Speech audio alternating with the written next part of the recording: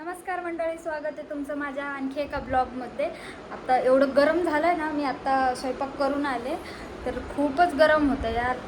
आणि आता जून एवढा अर्धा संपला, म्हणजे आता जुलै चालू होईल 10-12 दिवसांनी, तरी पण अजून पावसाच्या पत्त्या नाही। खूप गरम होतं, असं वाटतं पाऊस पडावं कधी, काय माहिती। आता ह्या वर्षी लईच पावसाने लेट केले, काय माहिती, बघू आता। गेल्या वर्षी तर पडला होता, मेपासूनच स्टार्ट झाला होता गेल्या वर्षी, पण ह्या वर्षी एवढं गरम होतं आहे, भयंकर गरम होतं आहे, आणि त्यात पाऊस पण पडत नाही आहे।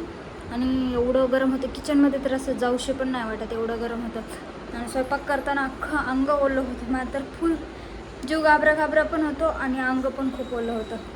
तर आहे ना, चला मुद्द्यावर येऊ।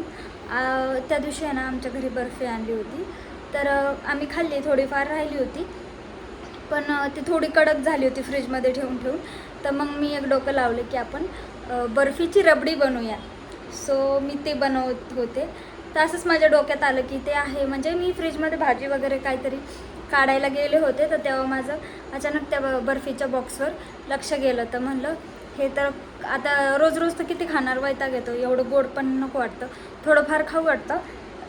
आणि मग थोडी उरली होती, म्हणजे 4-5च पीस होते, तर म्हणलं ह्याचं आपण रबडी बनवून टाकू। त्यात मी 2-3च पीसचं बनवले, थोडी हिरव्या कलरची असते ना बर्फी, तशामधून होती। तर मग मी म्हणलं त्याची रबडी करून टाकावं मस्त, आणि पुरीसोबत खायची एक नंबर लागती। आणि मग मी काय केलं, मस्त दूध उकळायला ठेवलं, 5 मिनटं दूध उकळू दिलं, मग त्यानंतर बर्फी घेऊन कुस्करून टाकली। चला तुम्हाला दाखवते कसं केलं। तर इकडं मस्त दूध तापायला ठेवलंय, दूध तापलंय, चांगलं उकळलंय, खूप वेळा उकळवलंय त्याला यार, थोडी त्याला साय पण आली अशी मस्त। तर आपल्याकडे इथं आहे, एवढीच आहे बर्फी। म्हणलं हे खूप कडक झाली आहे, बघू शकता, म्हणलं फेकून देण्यापेक्षा ह्याचं काहीतरी करावं, म्हणून मी म्हणलं ही रेसिपी एक नंबर आहे, तर आपण ते ट्राय करूया। तर आता ह्याला आहे ना, असं ह्याला कुस्करून घ्यायचं, बारीक करून घ्यायचं, डायरेक्टच टाकतं ह्याच्यात मी। आणि साखर टाकायचं नाही, ऑलरेडी ह्याच्यात खूप गोड असतं ना, त्यामुळं नाही टाकायचं साखर, जर लागली तर टाकायचं, नाही तर नाही। असं मी टाकून घेतले, आता इकडे ते विरघळून जाईल, मस्त कलर पण आला, हिरवे कलरची रबडी, खूप छान लागतं। मी एकदा पहिलं बनवलं होतं खूप दिवसांपूर्वी।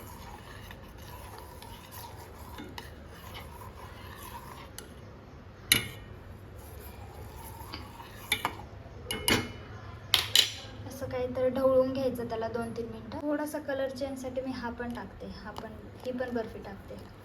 असं वाटते मला थोडंसं साखर टाकायला पाहिजे ह्यात, कारण आहे ना थोडंसं सपक लागतंय।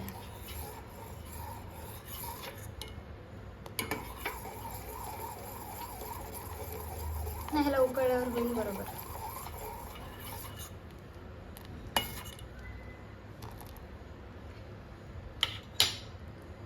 तर ह्याला आहे ना 10-15 मिनटं असंच शिजवून घेऊ, आणि मग नंतर दाखवते तुम्हाला।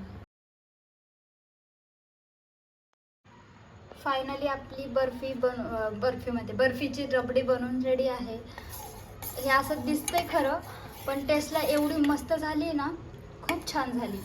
हे पुरीसोबत खायचं थंड करून, आता मी आहे ना ह्याला फ्रीजमध्ये ठेवणार आहे मस्त, पण खरं सांगते हे एवढी टेस्टी लागते ना, खूप छान लागते ह्याला, आणि पुरीसोबत मस्त खाणार।